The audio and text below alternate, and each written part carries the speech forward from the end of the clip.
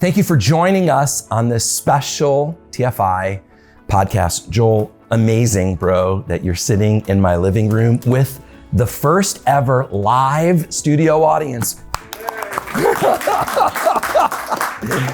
Thanks so much for coming, dude. It means a lot. No, it's an honor to be with you, Scotty. So everything changed a few months ago. I woke up the morning of October 7th, and I'm used to people celebrating Israel, celebrating that God brought them back into the land, celebrating that prophecy is being fulfilled like before our eyes. Shortly after the most horrific massacre in modern Israel history, I saw celebrating, but it was in the streets of cities around the world of people that were not celebrating Israel, but celebrating the massacre that took place. As believers, how do we handle that? Just ourselves. And I mean, are we living in a time of prophecy being fulfilled? Yeah, absolutely. So let me ask you this question. I was with you January 2020 in Northern Israel. Yep. And so we had a Christian group. We were doing a tour. We weren't visiting historical Christian sites. We were visiting strategic Israeli borders and security points and so forth. And so we went down to the border of Gaza. Were you with us? I wasn't with you on that, but during that time I was there, you did it. Gotcha. Okay. So one of the things we did is we went down to a little community that was right on the border of Gaza, and a very small community. I don't remember I want to say it was like 200 people, like not a big community. And our host gave us a tour, and then he introduced us to his kids, and he talked about how so many of the kids in the community, I think it was a Moshav farming community, so many of the kids had PTSD from literally their kindergarten getting hit by rockets. So for me on October 7th, I was actually just over the Saudi Arabian border, right by Jordan. I didn't know that. It's 15 miles basically from Eilat, from the Israeli border. And, my phone blows up. And what the terrorists were doing, what the Hamas terrorists were doing, was posting videos of a lot of the massacres on TikTok and so forth. So, like our kids all over the world are suddenly being forced to watch these videos. And then I got a text that the community that we had visited, they lost over 20 people. And, we'd just been there a couple of years. So I was leading a tour in Saudi, and I was just doing everything I could to keep it together. Like, I was so emotional. I was overwhelmed, and I had to just shut social media off. So then to see, as you said, protests all over the world, celebrations, but this is what got me, was then to get on social media and see Christian leaders, pastors, theologically or politically advocating for Hamas, defending Hamas and criticizing Israel. So it wasn't just Palestinian immigrants or Muslims all over the world in New York City or London or, everywhere. Austin, Texas, for goodness sakes, there was a pro-Hamas rally. But it was also our kids. And when I say our kids, throughout the Western world, going to university, and it was being sold, being anti-Israel is being sold currently as the justice issue of our day. Mm-hmm. And so what's interesting is, we're right now in this room, looks like most of us there's a handful of younger folks, for the most part, adults. When I talk about this, it's always the high school kids that come up to me and they go, this is like the conversation in my high school. Wow. They go, I got a Muslim friend, and they're asking questions about Israel and this. And so it is right now at the forefront of the international conversation. And what's amazing to me, you say, is this the fulfillment of biblical prophecy? You can look at a million verses. You can look at Zechariah 12 through 14, where it says, all of the nations will gather and invade and occupy Jerusalem. You look at Joel chapter 3, the Lord through Joel, he says, when I have regathered or restored the fortunes of Judah and Jerusalem, I will gather all of the Gentiles, all of the nations, down to the valley of Jehoshaphat, which is Jerusalem. And there I will sit. So here's God There I will sit to judge the surrounding nations on behalf of my people, my inheritance, Israel. So you go, okay, Joel, this Hebrew prophet, pushing 3,000 years ago,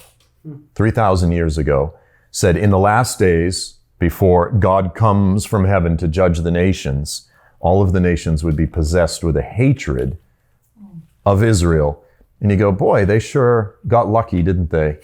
They just 3,000 years ago just happened to randomly, coincidentally predict exactly what we see in the news. So people can, skeptics can say, you end time Christian prophecy guys, you guys are always sensationalizing things. And I go, I'm actually quite skeptical. And I look out at the earth and I go, biblical prophecy is clearly being fulfilled on the news, in our streets, in our kids' high schools right now, right in front of all of us.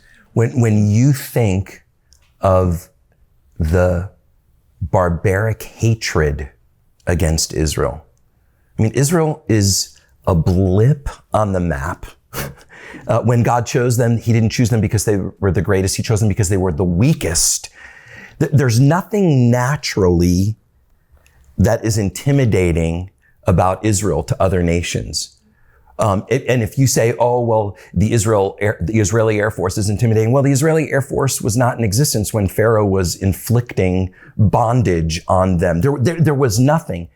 But almost from the outset of God choosing Abraham in Genesis chapter 12, there's been a diabolical hatred to wipe Israel off the map. We were chatting a little bit earlier about Genesis 3:15, and maybe we can just start there in our conversation with regard to this hatred and because Joel, it's like, what human would rejoice over rape, murder, burning alive? It's like, no, it's diabolical.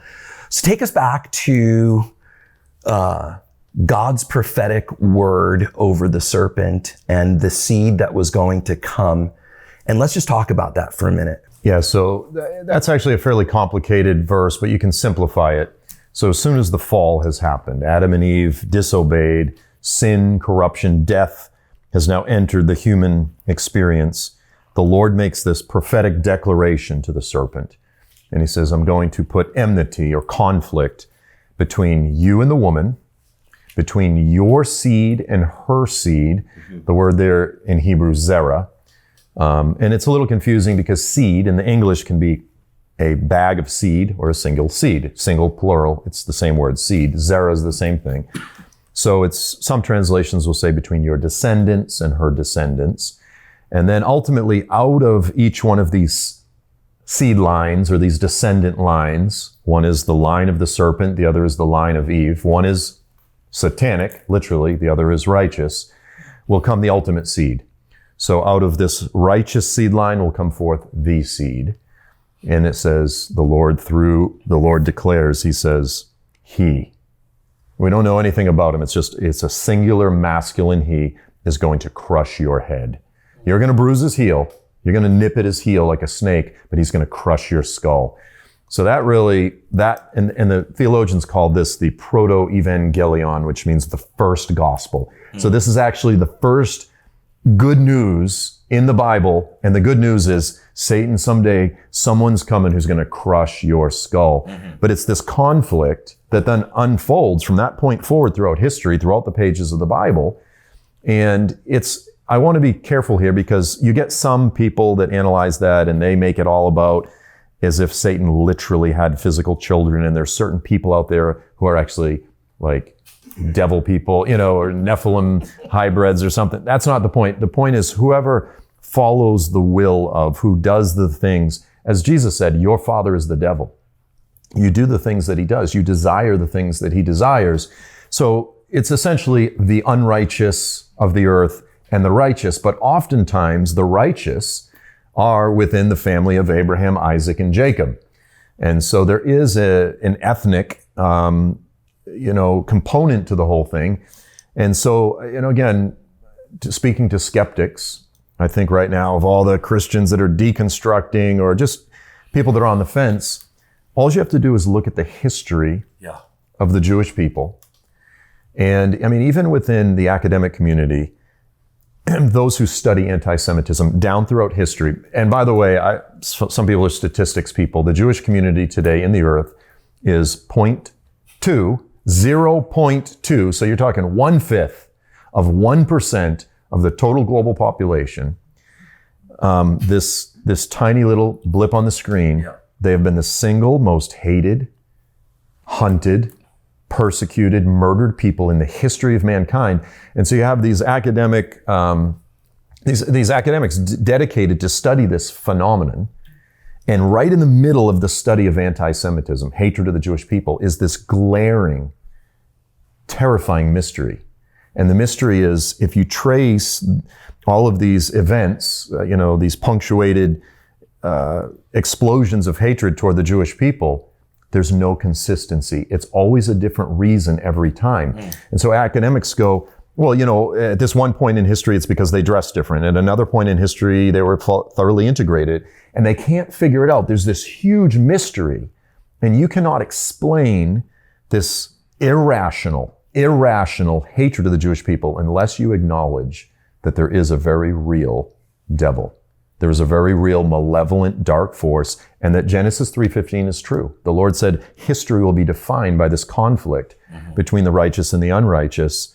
And even today, if you just look at what you see, and you try to dialogue with people intelligently, and they're defending, justifying rape, murder, as you said, burning families breaking bread, people bursting into their homes, killing their family members, people celebrating that, it's fundamentally irrational. So it can only be explained if you understand the spiritual biblical narrative that's unfolding. Yeah. I think in the car today, you said it's a battle of the seeds, the seed of the serpent and the seed of the woman. Ultimately, it's Jesus and the enemy. So when the Bible says our battle's not against flesh and blood, we've got to take this to a little bit of a higher level and realize, really, as evil and as barbaric as Hamas is, they're only actors in the play of the devil where this is concerned.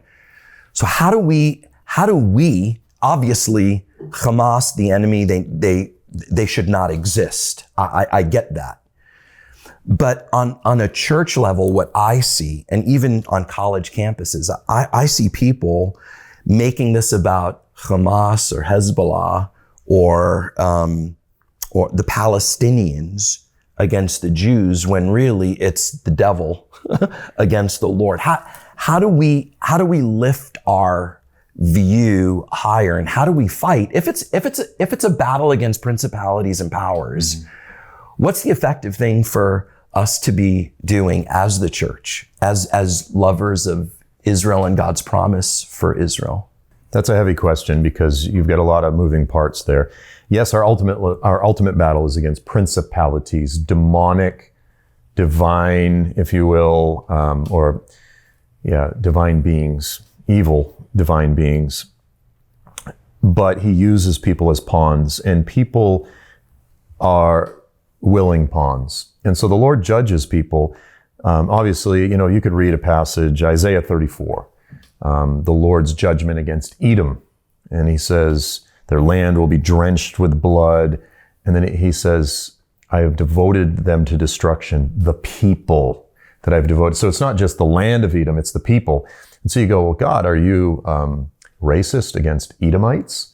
And of course, the Lord's like, no, I don't hate Edomites. I hate anyone who allows their heart to become a vessel of hatred. Anyone who opens their heart to the serpent, if you will, they're culpable. They're complicit. And so we need to recognize, yes, people are pawns, but they're also complicit. And yes, we can rescue them. Let me tell you a story. A lot of people know me as the author of Islamic Antichrist. I've written very critically about Islam and a lot of its violent, demonic teachings. I also lead tours to Saudi Arabia. So last year, I had a journalist that came with me to Saudi Arabia on one of the tours. She was a former atheist from Chicago, very, I assume fairly left-wing, but converted to Islam about 6 years ago. Now, in today's current religious political atmosphere, you would go, she's probably the last person that you want to write an article about you, right? But she came, we had a really good sort of personal connect, we had a good group. But at the end, she sticks the microphone in my face, and she said, look, the editors, we got to deal with this.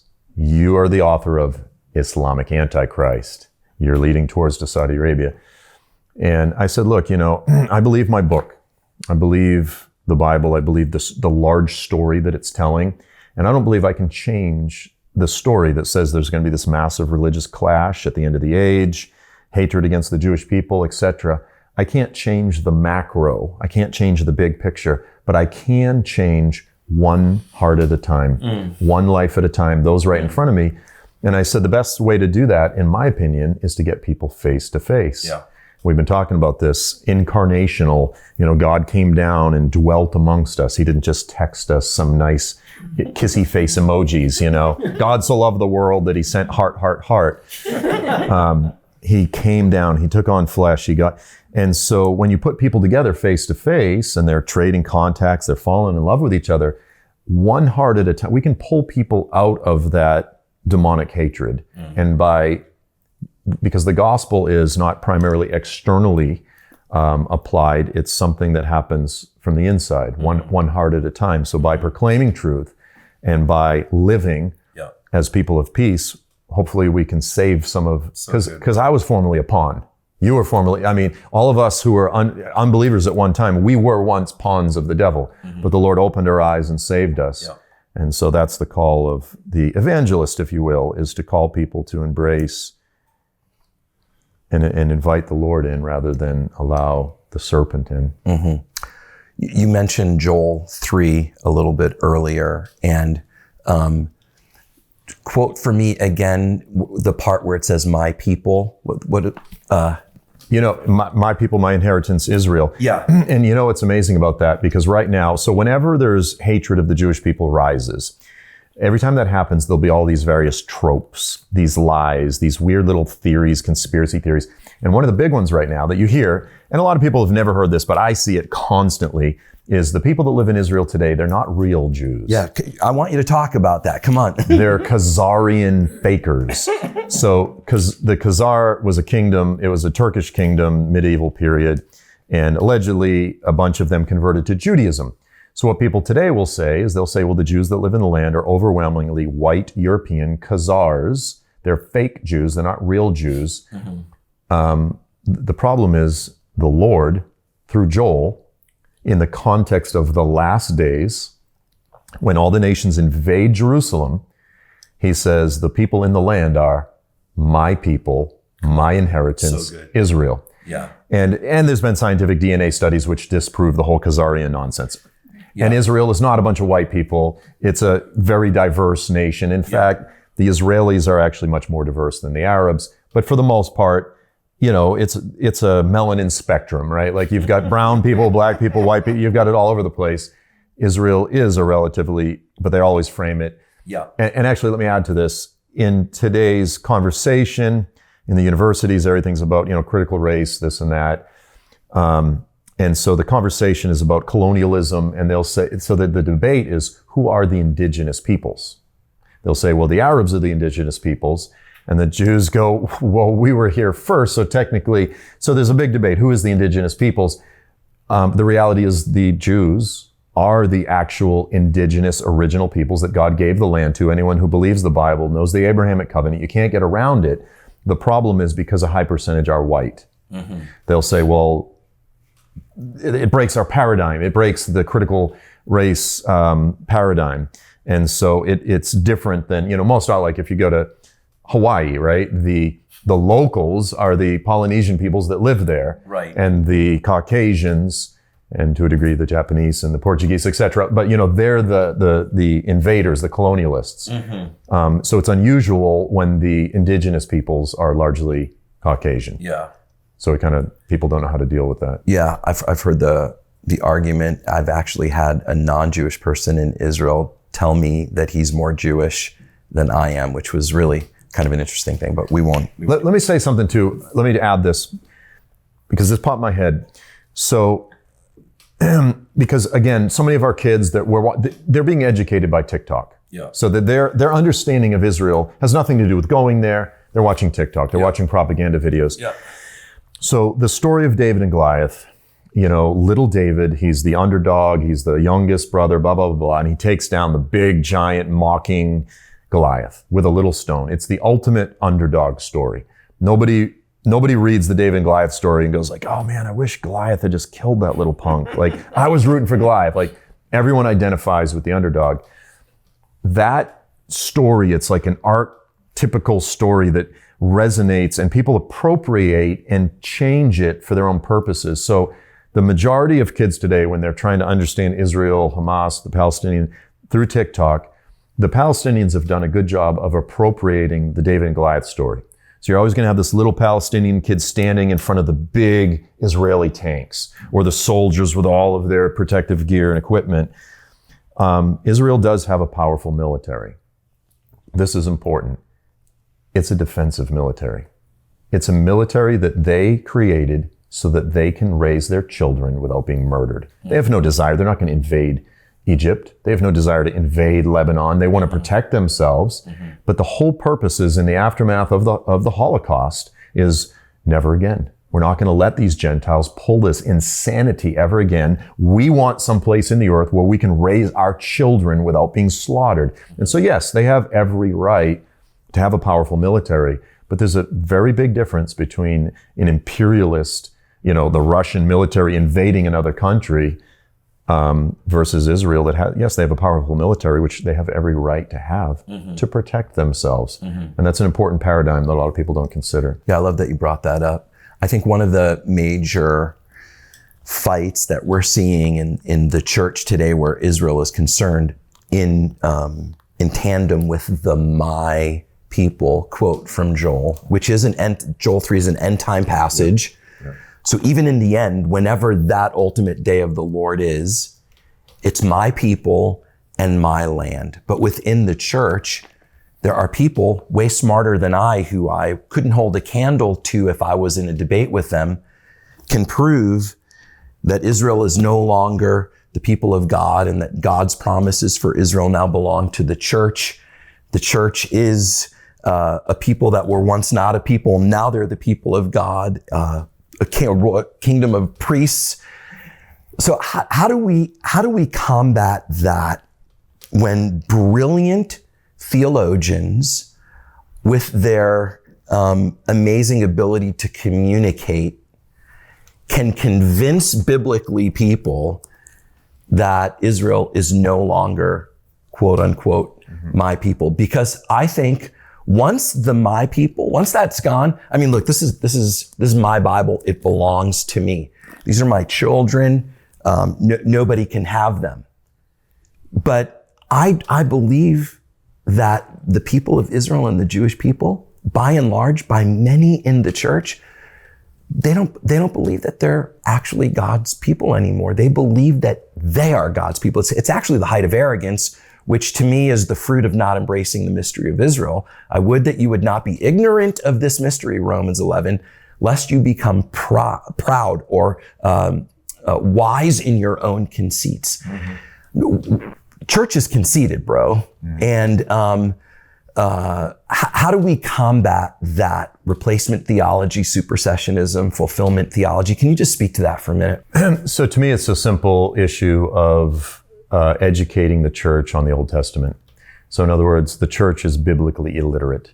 The church is largely dominated by non-Jews, Gentiles, and our sickness throughout history, as Paul talks about in Romans 11, which you just highlighted, is arrogance. And of course, ignorance. Now, I'm ignorant. Like, to me, ignorance is not a dirty word. I'm ignorant of way more things than I'm knowledgeable of. And most often, ignorance is not bad, but there are some things that you cannot afford to be ignorant of. And Paul goes, don't be ignorant of this. Because if you are, you're going to fall prey to arrogance. And he goes, and if you're arrogant, you can be cut off, just like they were. And don't think you can't be. And so there's one, we need to acknowledge the long history of Gentile arrogance and ignorance. Paul predicted it. It's interesting, when the Lord through Moses predicts in Deuteronomy 32, the Song of Moses. He says, when you enter the land, and you've been there a long time, and you have children and your children's children, and you forget the Lord, then here's what I'm going to do. I'm going to bring these calamities. So it's in Leviticus 4 and Deuteronomy. It actually mentions it a few times. So the Lord was predicting before, and he goes, here's what's going to happen. When you get in the land, after a few generations, you're going to fall away. In Romans 11, Paul was basically, I think he was seeing the early foreshocks of Gentile arrogance, and he was predicting it. He's like, if you guys fall prey to arrogance, you will be cut off. And so, one, we need to educate Christians on the Old Testament, because most Christians are Old Testament illiterate. They don't know the foundational Bible 101 basics of the covenants. And when we say covenant, we mean promises of God. And so once you understand the promises of God, then the next question is, you're going to say, do we understand this literally for what it says? Or do you want to try to manipulate it and twist it and spiritualize it and allegorize it into meaninglessness? And once you go, well, it's really kind of hard to get around what the Lord's promising here, then the next question is God faithful or not? Is he faithful or not? If he's faithful, then there's no such thing as replacement theology. So we need to educate the church on the promises that God has made and ask the question, do you believe God's faithful or isn't he? And then the other thing is, we simply need to educate Christians on our own history. So in my book, When a Jew Rules the World, I've got a few chapters where I trace the history of the development of theological ideas in the church, and I show how ideas lead to actions. So, and I call it the deadly logic of supersessionism, the deadly logic of replacement theology, and it's real simple. Once I say, is it Marcelo? Once I say, and forgive me using you once I say, God no longer likes Marcelo, God's mad at Marcelo. God's will is that Marcelo and his family are dispersed among the nations, that they're dissolved. They don't have a homeland anymore. That's God's feelings toward Marcelo. That's God's will for Marcelo. And I'm a servant of God. So the logic is, how should I treat Marcelo and his family? And so this became, in church history, you see it early, like in as early as the first century, you start seeing Gentiles introducing replacement theology. And then within a few generations, a few centuries, you see Christian theologians asking what they called it the Jewish question.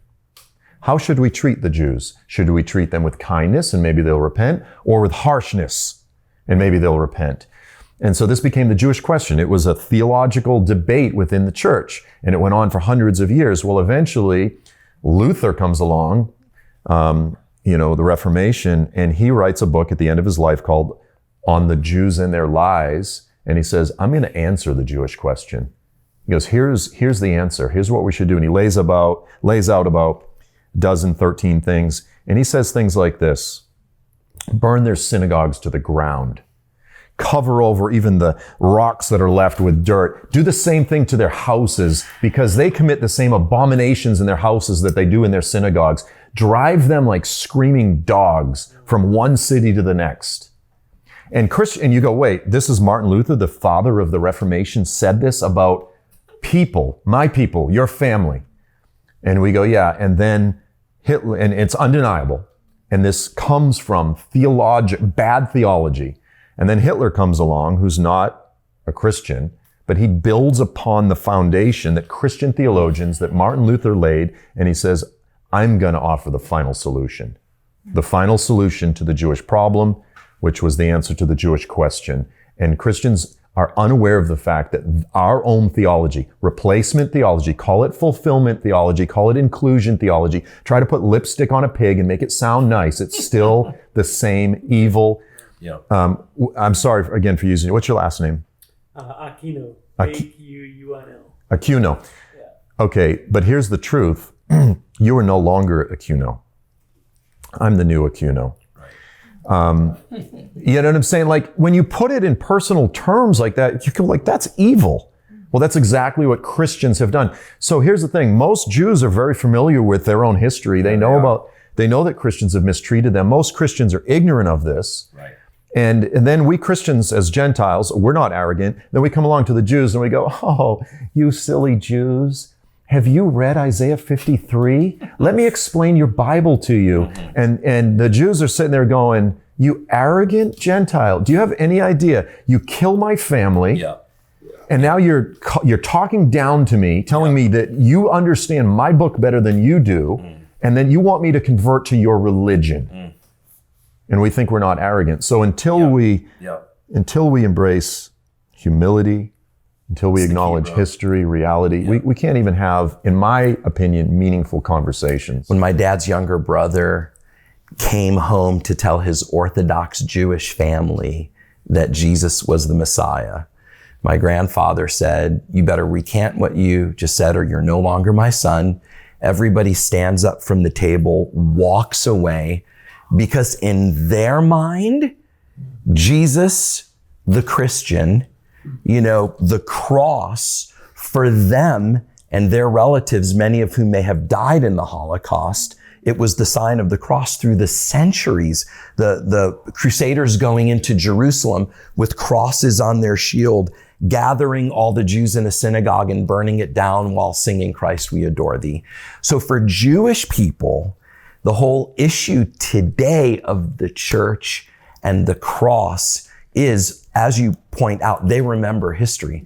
So here we are in another situation where anti-Semitism is as high as it's ever been, where you look at things that were happening pre-Holocaust in Eastern Europe and you're seeing the same things in the United States. I actually think it's worse. It may be worse. Yeah. So look, the church was fairly silent during those years. You had your Corrie ten Boons and interestingly enough, we've been to Israel many times. You go to the Holocaust Memorial Museum and they have the Road of the Righteous Gentiles, where people of other ethnicities gave their lives for the Jewish people. And that affects a Jewish person way more than reading Isaiah 53 does. So they see that.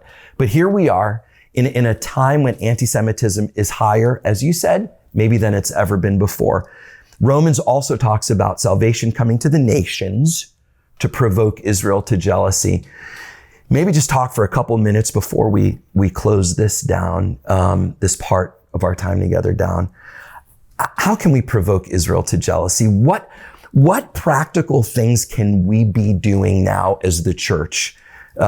Whether we're college students on campuses, whether we've been in our own denominations for dozens of years, how can we practically provoke Israel to jealousy in a season where they're more hated maybe than they've ever been in history? So this is another very, very loaded question, but let me just start on a surface level.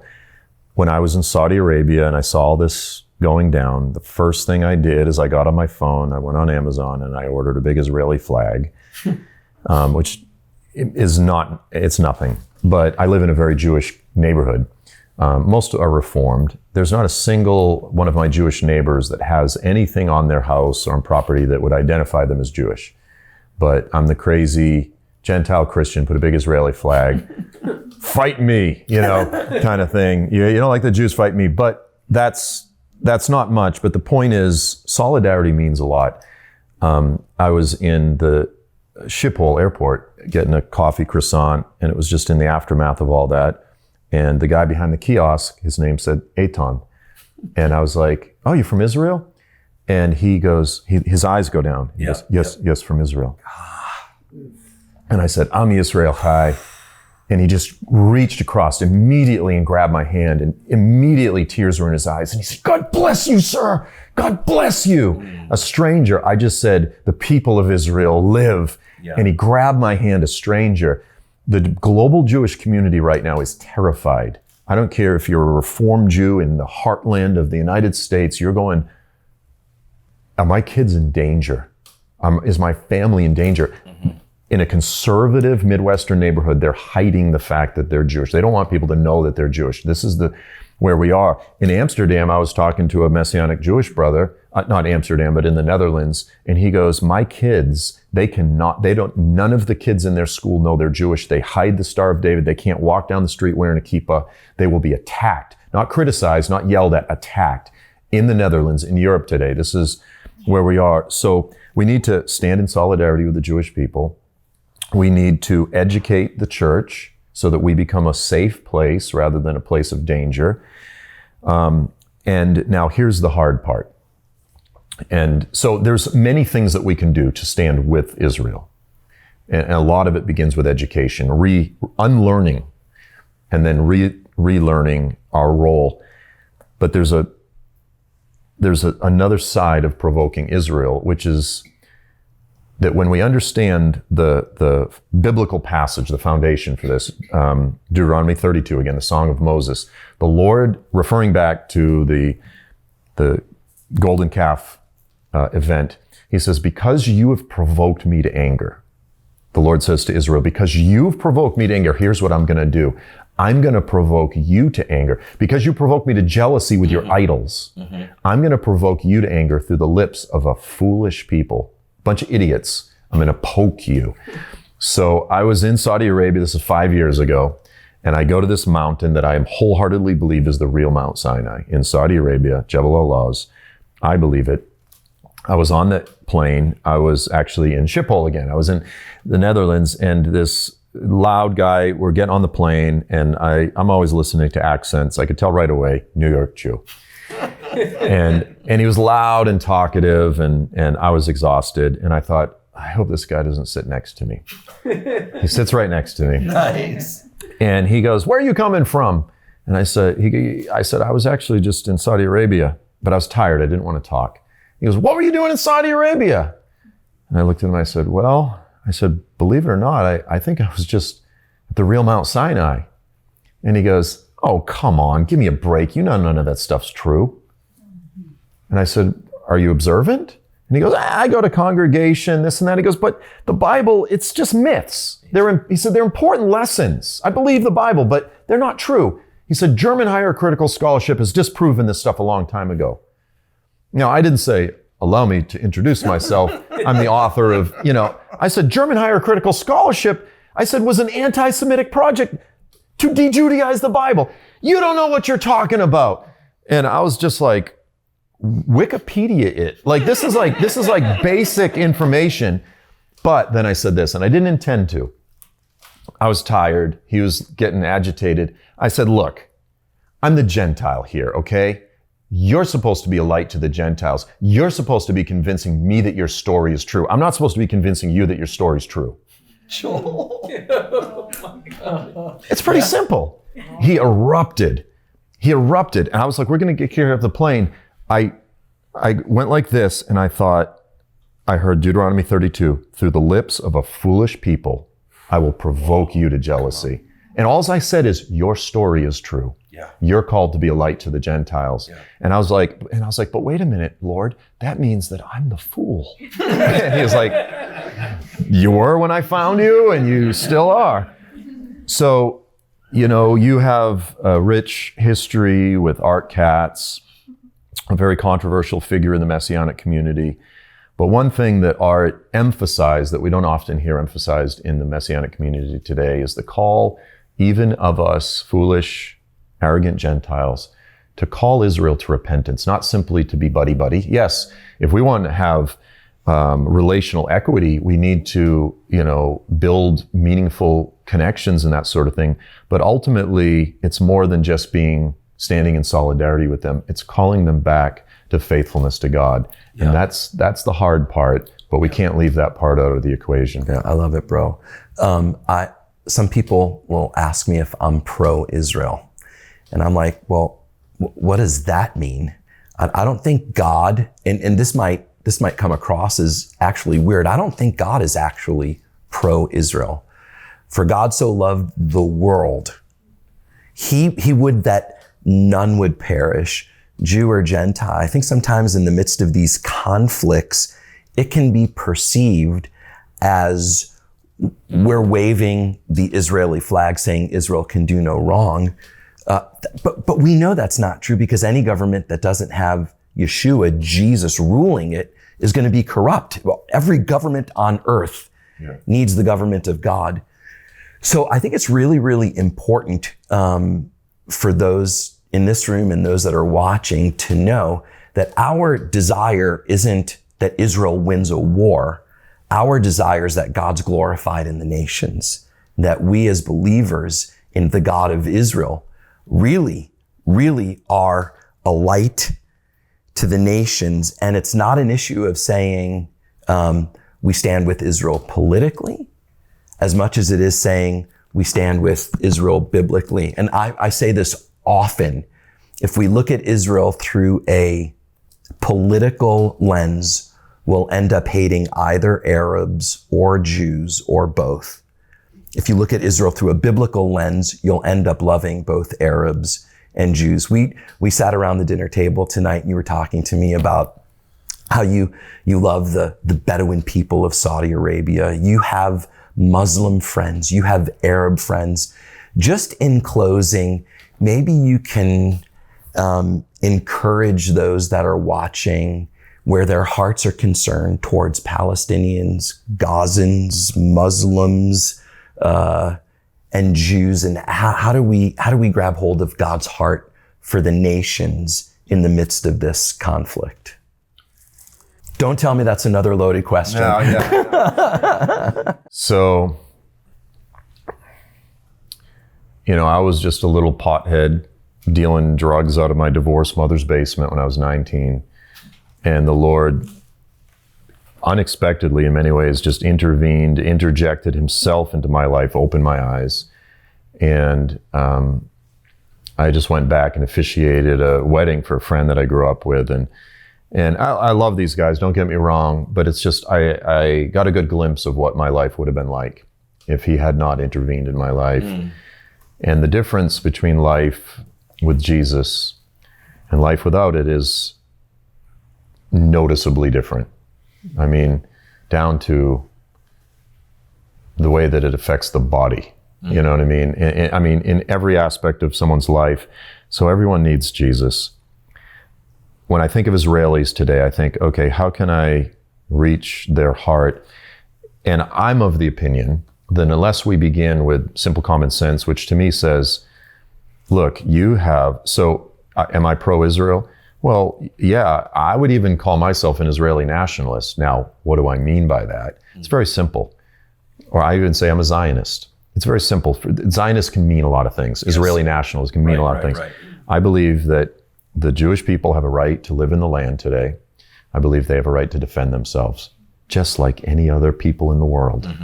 Now, I sometimes joke and I say Israel has more people with dreadlocks than any other nation in the world. It's a joke, but my point is you've got more peaceniks. You've got people that really desire peace. And the reality is, when I visited that farming community on the border of Gaza, after this man told us about his children having PTSD from their kindergartens being hit with rockets, we painted tiles with well wishes and peaceful sentiments, and we glued it on a tile facing the wall. And that seems like a dumb thing, sending positive vibes or something over the wall.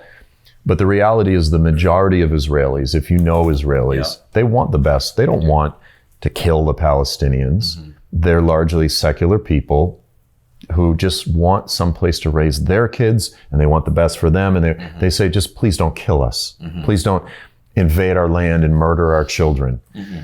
The problem with now, and I'll be honest with you, I worked down in Eilat, 1994, doing construction.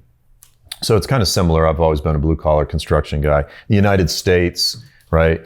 For lunch on the job site, forgive me, all the white guys, go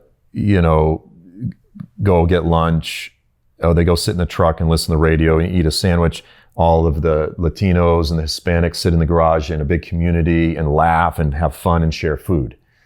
When I was in Israel, the Israelis would go sit in their truck and eat sandwiches, and all the Arabs would sit around and talk. Culturally, I actually kind of identify with Arab culture a little bit better. I love the Jewish people, don't get me wrong. But what was I saying? The point is this: I love the Arab people. I love Muslims.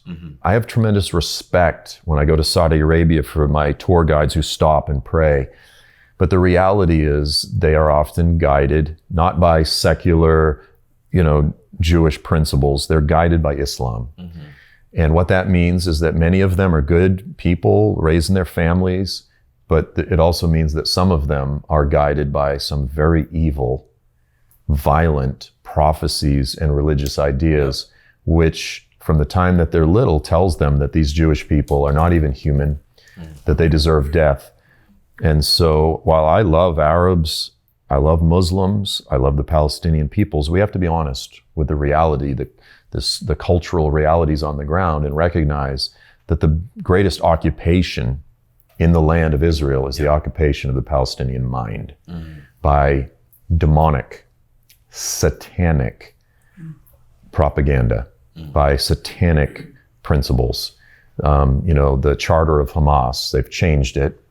Changed it since October 7th, or? No, they changed it probably, I'm going to say about 15 years ago, because of pressure at the UN. But the original charter, you think the Constitution of the United States, we think it calls for equality and liberty and these type of things. The very Constitution of Hamas quotes this alleged prophecy from Muhammad that says the day of resurrection will not come until the Muslims fight against the Jews and kill them, until there are only a few Jews left hiding behind a tree or rock, and then the tree or the rock will cry out and say, "Oh, faithful Muslim, there is a Jew behind me, come and kill him." And knowing that prophecy, and then it went on and it said, Hamas exists to fulfill this divine mandate, and we will not stop until we do it.